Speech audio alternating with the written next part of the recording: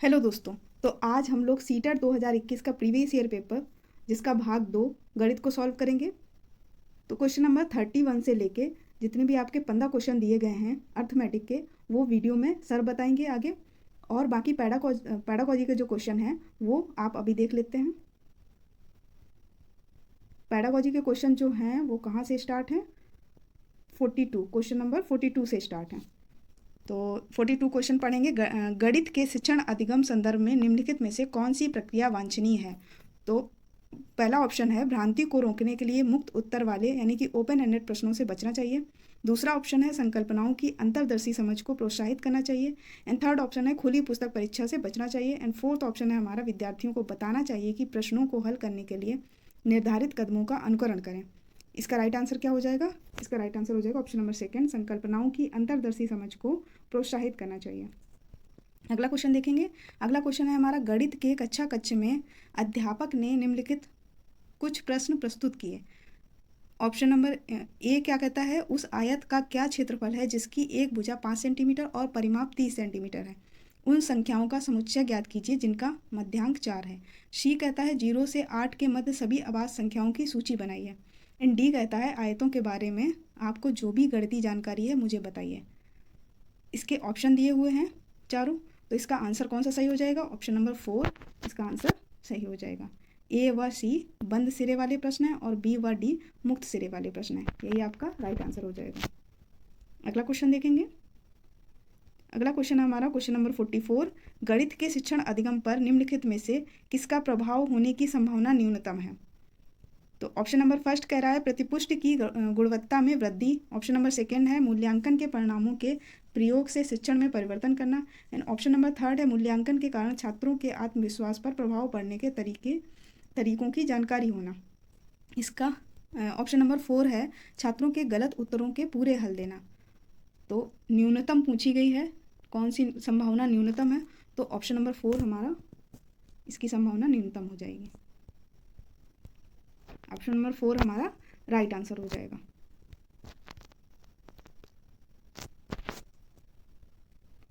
अगला क्वेश्चन देखेंगे। अगला क्वेश्चन है हमारा क्वेश्चन नंबर 45। रोहित ने अनुभव किया कि वर्ग एक समचतुर्भुज और एक आयत दोनों ही हैं। वह वैन हीले के मानस चिंतन के कौन से चरण पर है? ऑप्शन नंबर 1 स्तर 0, ऑप्शन नंबर 2 स्तर 1, ऑप्शन नंबर 3 है स्तर 2 एंड ऑप्शन नंबर 4 है स्तर 3। तो इसका राइट आंसर क्या हो जाएगा? इसका राइट आंसर हो जाएगा ऑप्शन नंबर 3 स्तर 2 यानी कि संबंध इस चरण के अंतर्गत आता है। वैन हीले की थ्योरी जरूर पढ़ के जाइएगा। अगर आप कहेंगे तो मैं इसका अलग से वीडियो बना दूंगी वैन हीले की थ्योरी पे पूरा। आप कमेंट बॉक्स में ज़रूर कमेंट करिएगा कि मैं इसका वीडियो अलग से बनाऊं या नहीं। और जो बाकी के अभी 15 क्वेश्चन बचे हुए हैं वो आपको सर विद एक्सप्लेनेशन बताएंगे वीडियो के लास्ट में। अगला क्वेश्चन देखेंगे। अगला क्वेश्चन है हमारा क्वेश्चन नंबर 46। किन्हीं दो पूर्ण संख्याओं का योग एक पूर्ण संख्या होता है।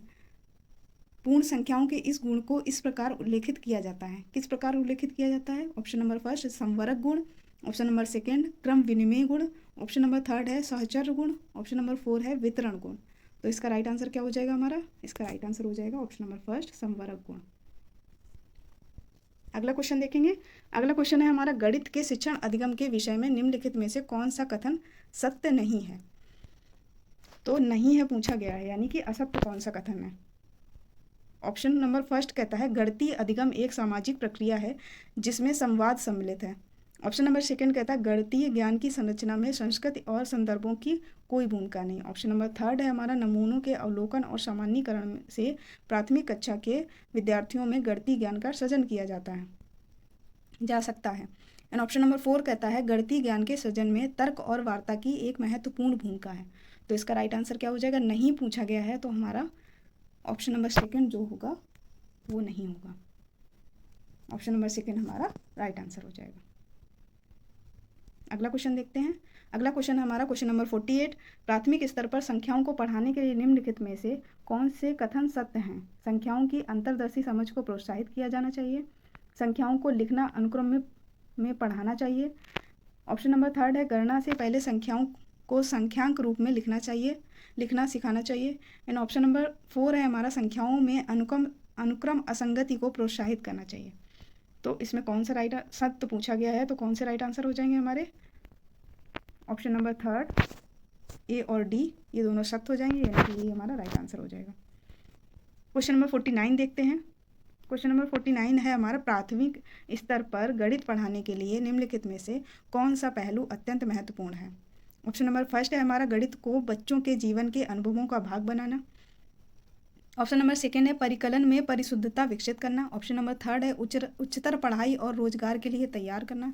एंड ऑप्शन नंबर फोर है, प्रौद्योगिकी के लिए प्रोत्साहन और तैयारी कराना। तो हमारा राइट आंसर क्या हो जाएगा? ऑप्शन नंबर फर्स्ट हमारा राइट आंसर हो जाएगा, गणित को बच्चों के जीवन के अनुभवों का भाग बनाना। अगला क्वेश्चन देखेंगे हम। अगला क्वेश्चन है हमारा क्वेश्चन नंबर 50, निम्नलिखित क्रियाकलापों में से किससे विद्यार्थियों में त्रिविम विवेचन यानी कि दिक् स्थान की समझ विकसित होने की सर्वाधिक संभावना है? तो हमारा पहला ऑप्शन है, एक संख्या चार्ट में नमूने को पहचानना। दूसरा ऑप्शन है हमारा, सुडोकू पहेली को हल करना। इन थर्ड ऑप्शन हमारा, चौपड़ आकृतियों को पहचानना। इन फोर ऑप्शन है हमारा, आंकड़ों को निरूपित करने के लिए दंड आलेख खींचना। तो हमारा राइट आंसर क्या हो जाएगा? ऑप्शन नंबर थर्ड हमारा राइट आंसर हो जाएगा, चौपड़ आकृतियों को पहचानना। अगला क्वेश्चन देखेंगे। अगला क्वेश्चन हमारा क्वेश्चन नंबर 51, बच्चों को भिन्न की संकल्पना पढ़ाने के लिए निम्नलिखित में से क्या अत्यंत उपयुक्त है? गिनतारा, जियो बोर्ड, संख्या चार्ट या क्वेश्चनियर छड़ें? तो क्या उपयुक्त होगा हमारा? क्वेश्चनियर छड़ें। ऑप्शन नंबर 4 हमारा राइट आंसर हो जाएगा। क्वेश्चन नंबर 52 देखते हैं। क्वेश्चन नंबर 52 है हमारा, गणित की प्रकृति के विषय में निम्नलिखित में से कौन सा कथन सत्य नहीं है? ऑप्शन नंबर फर्स्ट हमारा, गणितीय ज्ञान की संरचना में तर्क कौशल महत्वपूर्ण है। ऑप्शन नंबर सेकंड है, गणितीय संकल्पनाओं की प्रकृति श्रेणीबद्ध है। ऑप्शन नंबर थर्ड हमारा, प्राथमिक स्तर पर गणित प्रत्यक्ष है और कल्पना की आवश्यकता नहीं है। ऑप्शन नंबर 4 है हमारा, गणित में विचारों के सही संचारण के लिए विशेष शब्दावली का प्रयोग होता है। तो हमें सत्य नहीं पूछा गया था, यानी कि असत्य पूछा गया था।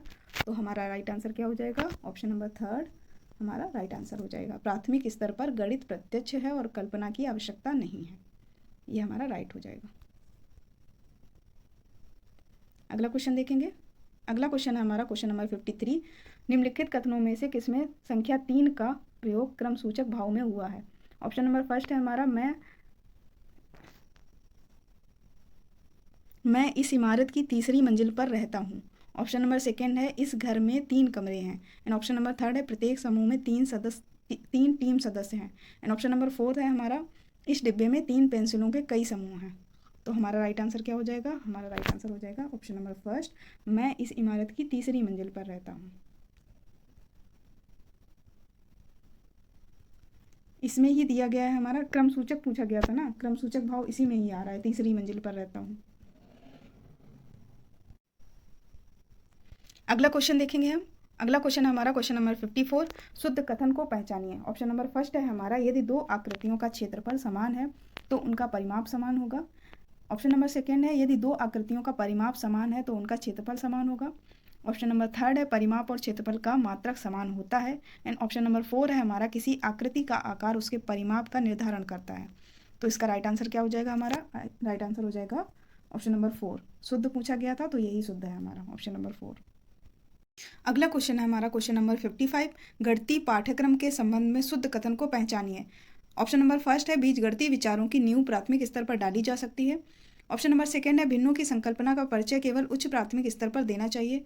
एंड ऑप्शन नंबर थर्ड है, समझ को बेहतर करने के लिए ऋणात्मक संख्याओं की संकल्पनाओं का परिचय प्राथमिक स्तर पर देना चाहिए। एंड ऑप्शन नंबर थर्ड है, क्षेत्रफल मापन की संकल्पना का परिचय केवल उच्च प्राथमिक स्तर पर देना चाहिए। तो इसका राइट आंसर हमारा क्या हो जाएगा? ऑप्शन नंबर फर्स्ट इसका राइट आंसर हो जाएगा, बीजगणितीय विचारों की नींव प्राथमिक स्तर पर डाली जा सकती है। अगला क्वेश्चन देखेंगे। अगला क्वेश्चन है हमारा क्वेश्चन नंबर 56, प्राथमिक स्तर पर त्रिभुजों की अवधारणा का परिचय देने के संबंध में शुद्ध कथन को पहचानिए। ऑप्शन नंबर फर्स्ट है, सबसे पहले त्रिभुज की परिभाषा दे दी जानी चाहिए। ऑप्शन नंबर सेकंड है, संभ्रांति से बचने के लिए बच्चों को केवल समबाहु त्रिभुज ही प्रस्तुत कराने चाहिए। ऑप्शन नंबर थर्ड है, बच्चों के समक्ष विभिन्न प्रकार के त्रिभुज प्रस्तुत किए जाने चाहिए परंतु अन्य आकृतियों से दूर रखना चाहिए। एंड ऑप्शन नंबर 4 है हमारा, बच्चों के समक्ष सभी प्रकार के त्रिभुज व अन्य आकृतियां भी प्रस्तुत करानी चाहिए। तो इसका राइट आंसर क्या हो जाएगा? इसका राइट आंसर हो जाएगा हमारा ऑप्शन नंबर 4, शुद्ध कथन को पहचानने को कहा गया था तो ऑप्शन नंबर 4 ही हमारा शुद्ध होगा, बच्चों के समक्ष सभी प्रकार के त्रिभुज व अन्य आकृतियां भी प्रस्तुत करानी चाहिए। अगला क्वेश्चन देखेंगे। अगला क्वेश्चन हमारा अर्थमेटिक से है, जो कि आपको सर बताएंगे।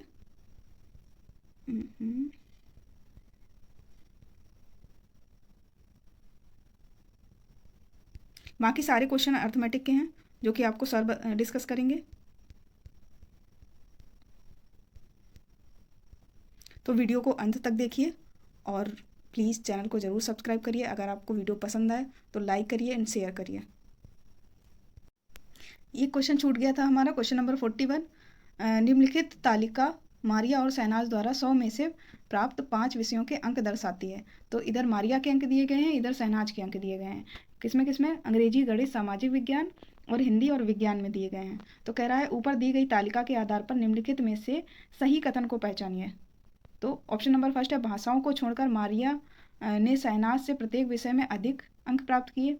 ये आपको ऑप्शन सारे देखने पड़ेंगे कि कौन सा सही है। हमारा सही कथन को पूछा गया था, तो आपका राइट आंसर हो जाएगा ऑप्शन नंबर 4, मारिया और शहनाज के कुल प्राप्तांक समान है। सारे ऑप्शन चेक करेंगे तो ये सारे गलत निकलेंगे ऑप्शन। राइट आंसर हमारा क्या हो जाएगा? Option number 4। अब आपको आगे सर बताएंगे सारे क्वेश्चन, जो 15 क्वेश्चन बचे हुए हैं विद एक्सप्लेनेशन। इस क्वेश्चन में हमको ये डिस्कस करना है कि 1 बाई 1 सेंटीमीटर के जो छोटे छोटे स्क्वायर हैं उनको कितने टाइप से हम लोग ऐसे सेटल कर सकते हैं कि जो हमारा एरिया आएगा वो 48 ही आएगा। तो देखिए, जैसे हमने ऐसे एक लाइन में ऐसे 48 स्क्वायर लगा दिए, एक पैटर्न ये हो गया। ऐसे ऐसे करके 48 लगा दिए। ऐसे हमने फिर दूसरा पैटर्न ये हो गया कि हमने दूसरी लाइन 2 लाइनों में 24 स्क्वायर ऐसे ऐसे लगा दिए। ठीक है, आप इनका भी एरिया निकालोगे तो ये चीज़ हो जाएगी 2 और ये हो जाएगी आपकी 24। ठीक है, तो 24 का 2 से मल्टीप्लाई करेंगे तो वो भी 48 आएगा। ऐसे 3 का मल्टीप्लाई होगा 16 से, ऐसे 3 स्क्वायर की लाइनें होंगी 48, यहाँ पे आपकी 16 की। ठीक है, तो ये वाला एरिया जो आप निकालोगे ये भी 48 जाएगा। ऐसे हमें कितने पैटर्न हम निकाल सकते हैं, हमें ये बताना है। ठीक है, तो ऐसा एक हमारा हो गया 1 इंटू 48, यहाँ पर आप देख सकते हो 1 इंटू 48। एक हो गया 2 इंटू 24, एक हो गया 3 इंटू 16, एक हो गया 4 इंटू 12 और एक हो गया 6 इंटू 8। यानी क्या कहते हैं, 6 स्क्वायर हमारे ऐसे होंगे, ऐसे करके 6 होंगी, ये लाइन 6 होंगे, ये 4 आपके सामने बने, 3 और होंगे और ऐसे करके यहाँ पे हमारे 8 होंगे। ऐसे कितने पैटर्न टाइप के बन सकते हैं जिनका हमारा एरिया 48 है, हमें ये बताना था। तो ऐसे 5 पैटर्न बन सकते हैं, 1 into 48, 2 into 24, 3 into 16, 4 into 12 and 6 into 8। Next question देखते हैं। इसमें पूछा गया है कि विद्यालय में एक विद्यार्थी है जो दोनों सिरों से 19वें स्थान पे खड़ा है। ठीक है, तो यानी इधर से हम देखते हैं लेफ़्ट हैंड साइड से, मान लीजिए ये हमारी पंक्ति है, यहाँ पे इधर से देखते हैं तो बंदा 19 पे खड़ा है और अगर इधर से देखते हैं तो भी वो 19 पे ही खड़ा है। ठीक है, तो हमें बताना कुल कितने लोग हैं। तो हम एक काम करते हैं, हम लेफ़्ट से राइट की तरफ देखते हैं। तो यहाँ से चलते हैं और इस बंदे को गिन लेते हैं। तो 19 लोग तो यहाँ तक हो गए और जो इधर से 19 आए इसमें हम इस बंदे को ऑलरेडी गिन चुके हैं, तो इसको ना गिने अगर, तो इसके जस्ट पहले वाला बंदा, ये बंदा इधर से भी 19वें नंबर पे था। ठीक है, तो इससे जस्ट पहले वाला 18वें नंबर पे होगा, इसको हम इधर से गिन ही चुके हैं।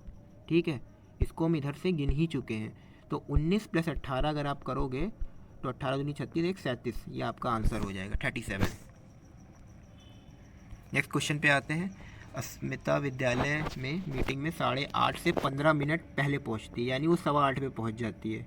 ठीक है, 8:15 पे अस्मिता पहुंच गई।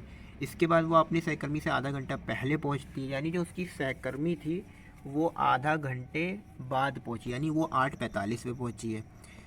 और इसमें लिखा हुआ है कि जो कि मीटिंग के 40 मिनट देर से पहुंची है, यानी 8:45 पे पहुंची है वो, तो वो 40 मिनट लेट हुई है। यानी मीटिंग जो शुरू हुई थी वो 8:05 पे शुरू हुई थी, तभी तो वो 40 मिनट लेट हुई थी। जब वो 8:45 पे पहुंची है 40 मिनट लेट हुई है, इसका मतलब है मीटिंग कब शुरुआत हुई है? 8:05 पे। नेक्स्ट क्वेश्चन देखते हैं। एक संख्या 100 के आधे से अधिक है, यानी 50+ है। वो जो संख्या है आपकी वो 50+ है। ठीक है, जो भी है, या दहाई से अधिक, ये या 6 दहाई से अधिक है, यानी वो 60 से ऊपर की संख्या है। ठीक है, तो वो आपकी 61, 62, 63 कुछ भी हो सकती है, और 8 दहाई से कम है यानी 80 से नीचे है। ठीक है, हमें पता चल गया वो 60 से ऊपर है, वो 80 से नीचे है।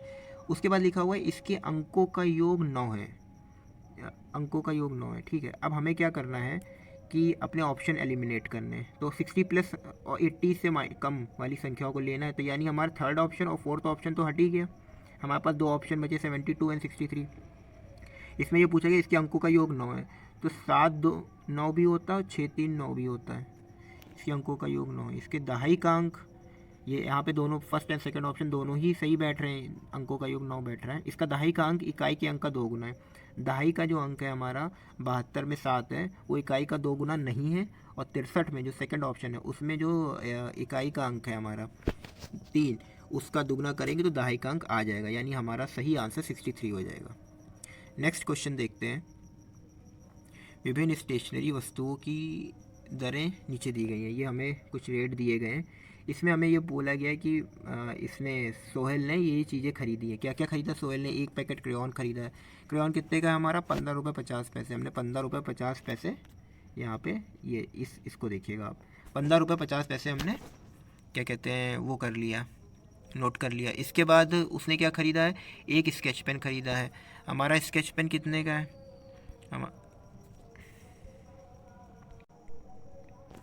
हमारा क्या कहते हैं स्केच पेन कितने का है? हमारा स्केच पेन है 22 रुपये का। ठीक है, इसमें इसने क्या किया है, सोहेल ने एक पैकेट क्रेयॉन ख़रीदा है, 2 पैकेट पेंसिल ख़रीदी है। तो हमारे पेंसिल का पैकेट है 14 रुपये का, तो दो पैकेट पेंसिल खरीदी, यानी 28 रुपये की हमने पेंसिल ख़रीद ली। यहाँ पे देख लीजिए। उसके बाद इसने क्या ख़रीदा है? एक स्केच पेन ख़रीदा है। स्केच पेन है हमारा 22.5 रुपये का। ठीक है, हमने ये 22.5 रुपये ऐड कर दिए। उसके बाद इसने क्या ख़रीद लिया है? स्केच पेन के बाद उसने एक कैंची, चमकीले कागज़ के 5 पैकेट ख़रीदे हैं। ठीक है, कैंची हमारी 17 रुपये की, हमने 17 रुपये ऐड कर दिए। इसके बाद ये 5 शीटें खरीदी हैं। एक शीट हमारी है 2.5 रुपये की, तो 5 शीटें हो गई हमारी 12.5 रुपये की। 12.5 रुपये की सीटें और सजावटी स्टिकर का पैकेट एक ख़रीदा है जो 5 रुपये। 12.5 और 5 जोड़ेंगे 17.5, ये हमने 17.5 रुपये, ये इन सबको ऐड करेंगे तो 100 रुपये 50 पैसे आएगा, जो हमारा थर्ड ऑप्शन है। ठीक है, नेक्स्ट क्वेश्चन पे चलते हैं। 17863 पाने के लिए 8008 में ये 3 टाइम्स ये अलग अलग संख्याएं दी हैं, इनमें क्या इनके योग में क्या घटाना होगा? तो पहले तो हमने इनका योग निकाल लिया जो कि आया 24,904 रुपये। इसमें क्या घटाना होगा कि हमें 17,863 प्राप्त हो जाए? तो हमने ये निकालने के लिए क्या किया, सीधा 17,863 रुपये नहीं, मतलब 17,863 घटा दिया। तो ज़ीरो इसमें हमारा, आप जब ये घटाएंगे तो हमारा 7041 आएगा। तो यही इसमें घटाने पे हमको ये प्राप्त हो जाएगा, तो हमारा थर्ड ऑप्शन आंसर हो जाएगा। इसके बाद क्या दिया? 16 लीटर धारिता वाली एक बाल्टी, पूर्ण रूप से पानी, मतलब 16 लीटर पानी भरा हुआ है बाल्टी में। ठीक है, उसके बाल्टी को इस पानी के छोटे छोटे बर्तनों में भरा जाना है। ठीक है, बाल्टी में भरे समस्त पानी का एक मग द्वारा 50 बार पूर्णतः भरकर छोटे छोटे बर्तनों में स्थानांतरित किया जाना है। यानी एक जो मग है उसको 50 बार भर के हमने बाल्टी को खाली किया है। ठीक है, तो हम कुछ नहीं करेंगे, 16 जो लीटर है हमारा, इसको अगर हम ml में कन्वर्ट करें तो 16,000 हो जाएगा ml में। ठीक है, और कितनी बार में खाली हुआ? ये 50 बार में। इसको आप डिवाइड करोगे तो हमारा 320 आंसर आ जाएगा। ठीक है, 5 से 15, 320 आ जाएगा, 320, ये हमारा आंसर हो जाएगा, फोर्थ ऑप्शन। इसके बाद देखते हैं, एक टैक्सी का मीटर पहले 2 किलोमीटर की यात्रा के लिए 50 का भाड़ा दिखाती है, यानी पहले 2 किलोमीटर में के लिए 50 रुपये का भाड़ा दिखाती है, यानी 25 रुपये किलोमीटर के हिसाब से चलती है। ठीक है, स्टार्टिंग है 2 किलोमीटर, और उसके बाद प्रति किलोमीटर की यात्रा में 16 रुपये का भाड़ा दिखाती है। मंजू ने अपने घर से रेलवे स्टेशन तक की यात्रा के लिए 258 रुपये का किराया दिया। उसके घर से रेलवे स्टेशन की दूरी हमें बतानी, तो यानी उसने जो 258 दिए उसमें 50 रुपये तो उसने पहले 2 किलोमीटर के दे दिए। अब बचे जो बाकी पैसे हैं 258 में से आप 50 घटा दोगे तो जो 208 रुपये बचे हैं, इसमें इसने 16 रुपये किलोमीटर के हिसाब से भाड़ा दिया है। ठीक है, आप इसको 208 को जब 16 से डिवाइड करोगे तो ये आ जाएगा आपका कम 16 50 48 13, ये आ जाएगा 13 किलोमीटर। तो हमारे ये आ गए जो हमने 16 रुपये के हिसाब से दिया हुआ था। और जो 2 किलोमीटर हमने 50 रुपये के हिसाब से दी, यानी इसमें 2 का जोड़ दीजिए, तो 13 तो 15, टोटल जो उनके बीच की दूरी है घर से रेलवे स्टेशन की, वो 15 किलोमीटर हो गई। ठीक है, नेक्स्ट क्वेश्चन देखते हैं।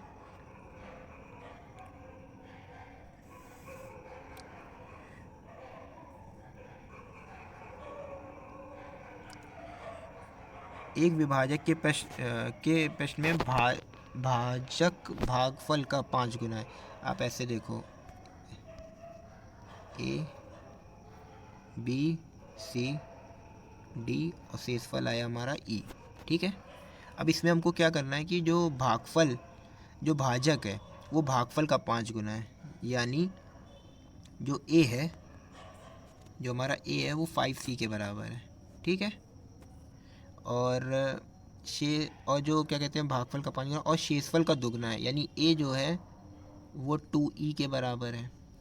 ठीक है, यदि शेषफल 5 है, अगर e की वैल्यू 5 दे रखी है, ठीक है, अगर e 5 दे रखा है तो a अपने आप 10 हो गया, a की वैल्यू हो गई 10। ठीक है, और अगर a की वैल्यू 10 हो गई तो क्या कहते हैं, आपकी c की वैल्यू हो गई 2 हो गई। इसके बाद क्या पूछा गया, तो संख्या क्या है, तो आपने एक फॉर्मूला पढ़ा होगा, भाज्य बराबर भाजक गुणे भागफल प्लस शेष। तो यहाँ पे उस हिसाब से हो जाएगा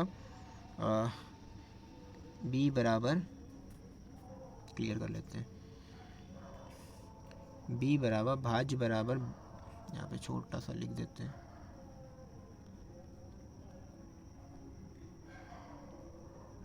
ठीक है, भाज्य बराबर भाजक a गुणे c प्लस e। ठीक है, हमारी आपकी e की वैल्यू 5 दी हुई थी। ठीक है, हमें b की वैल्यू निकालनी है, और जो आपकी a की वैल्यू 10 आ गई थी और c की वैल्यू 2 आ चुकी थी, तो 10 इंटू 2 करेंगे 20 और प्लस 5 25 आ जाएगी, तो जो हमारी संख्या है वो 25 हो जाएगी। ये वाला ऑप्शन हो जाएगा सी, थर्ड ऑप्शन हो जाएगा। अगला देखते हैं, 5 क्रमांगत संख्याओं का योग 20 है। क्रमांगत संख्या मान लीजिए एक x हो गई, दूसरी x प्लस 1 हो जाएगी, तीसरी x प्लस 2 हो जाएगी, ठीक है, चौथी x प्लस 3 हो जाएगी और पाँचवीं x प्लस 4 हो जाएगी। इन सबको जोड़ेंगे तो हमारा आना है 20, इक्वल टू 20 होना है। ठीक है, प्रथम 3 क्रमांगत संख्या, यहाँ से हम x की वैल्यू निकाल लेंगे। 5x बराबर हमारा आ जाएगा 4 3 7 8 9 1 10, 5x प्लस 10 बराबर 20 आ गया। ठीक है, 5x प्लस 10 बराबर 20 आ गया। यहाँ से x की वैल्यू अगर आप निकालोगे तो आ जाएगी 2। ठीक है, 3 संख्याओं का, तो पहली तो x थी यानी 2 थी, दूसरी 3 थी और तीसरी जो संख्या 4 है, इन तीनों को जोड़ देंगे आप तो 4 3 7 2 9, हमारा आंसर 9 हो जाएगा। ये वाला आंसर हो जाएगा, सेकंड ऑप्शन हो जाएगा। एक वर्ग के रूप में तार 144 सेंटीमीटर स्क्वायर का क्षेत्रफल घेरती है। ठीक है, अगर वर्ग है 144 सेंटीमीटर स्क्वायर का क्षेत्रफल है, यानी लंबाई और चौड़ाई इसकी 12 है। ठीक है, 12 का स्क्वायर 144 होता है। इसमें दिया हुआ है एक वर्ग जो है 144 सेंटीमीटर स्क्वायर उसका एरिया है। ठीक है, तो इसमें क्या करना है हमको कि इसका एरिया अगर इतना है तो लंबाई और चौड़ाई जो है इसकी 12 हो जाएगी।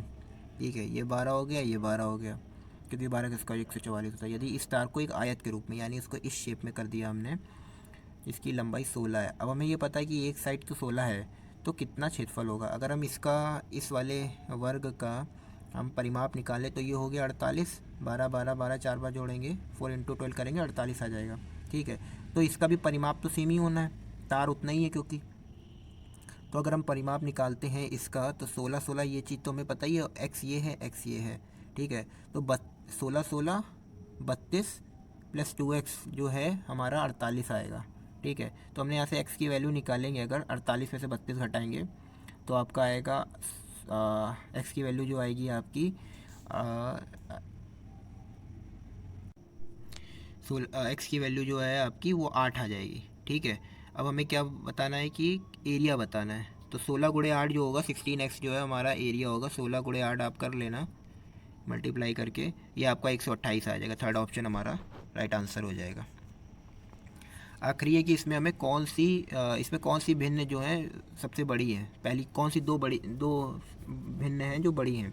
ठीक है, तो हमें कुछ नहीं करना है, इसमें सब डिवाइड करके देख लेना है कि हमारी क्या वैल्यू आ रही है। आप 5/6 को जब 6 का डिवाइड करेंगे 5 में तो आपका 0.83 आएगा। ठीक है, ऐसे ही आप जब इसको 3/4 में को डिवाइड करेंगे तो आपका 0.75 आएगा, 1/2 का 0.50 आएगा, 2/3 का 0.66 आएगा। तो आपको जो सबसे बड़ी भिन्न मिलेगी वो ये 5/6 और 3/4 मिलेगी, क्योंकि 0.83 और 0.75 सबसे बड़ा आ रहा होगा, तो यही सबसे बड़ी भिन्न है। तो फर्स्ट ऑप्शन जो है हमारा राइट आंसर हो जाएगा। वीडियो को लाइक करना ना भूलिएगा और चैनल को सब्सक्राइब करना ना भूलिएगा। Thank you so much.